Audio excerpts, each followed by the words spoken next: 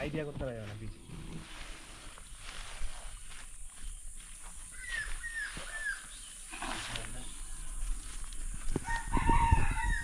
দেখতেছেন ওয়াসিম ভাই, উনি ওনাদের বাড়িতে দুটো জাম গাছ রয়েছে। উনি আমাকে কথা দিয়েছিলেন যে জাম গাছ দুটোর যে বীজগুলো পড়বে সেগুলো আমি সংগ্রহ করে রাখবো। উনি সংগ্রহ করে রেখেছে এবং আমি চেষ্টা করি, এখানে মোটামুটি কয়েক হাজার বীজ রয়েছে যে বীজগুলো আমরা চারা তৈরির ক্ষেত্রে এবং সিড বলের ক্ষেত্রে ব্যবহার করতে পারবো।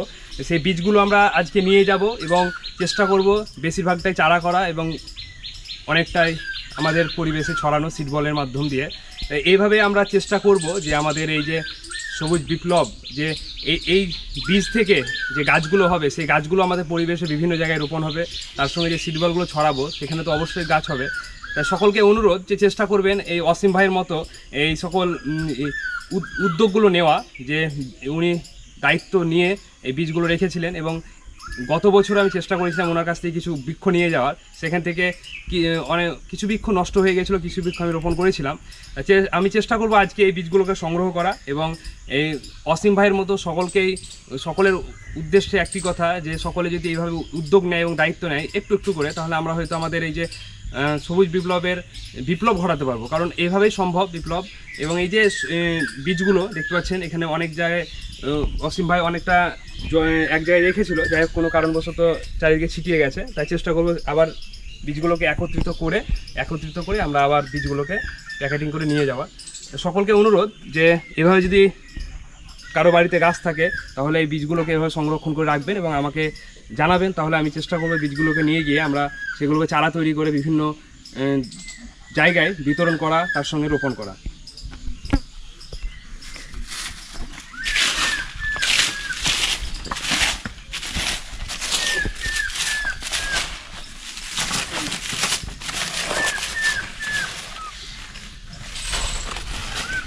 অনেক আছে, কালকে আমার ফলন হয়েছে, এটা করতে হতো। এবার আমার কালকে এমন একটা ব্যাপার হয়ে গেছে, মাটি আনতে গেছিলাম জানো তো, ওই দেবগ্রামের ঘাট বামুনি নদী, এক নয় ছোটো এক ছোটো নিয়ে ওই মাটি চারা করবো, যে কিছু মাটি বাড়ি করে মিশাবো। আমাদের মাটিতে চারা হবে না তো, আমরা কিন্তু টাকা নিয়ে যাবো। ওটাতে কি হয়, দারুণ মাটি, বাড়ি সব মধ্যে বাড়ি পরিমাটি করে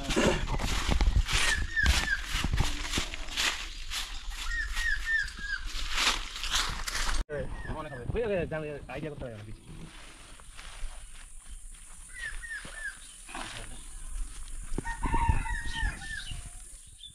এসব বেশিরভাগটা পাখিতে ফেলেছে না? হ্যাঁ, অটোমেটিক করছে।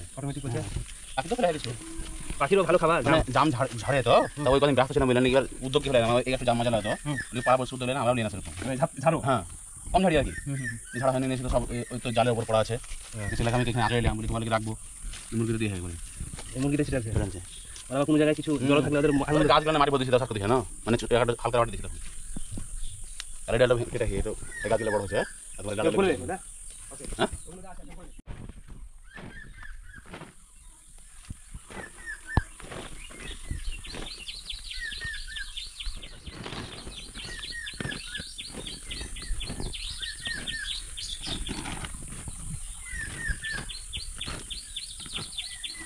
নিম গাছ আছে মানে, নিম তো বিশাল মানে রাখবে।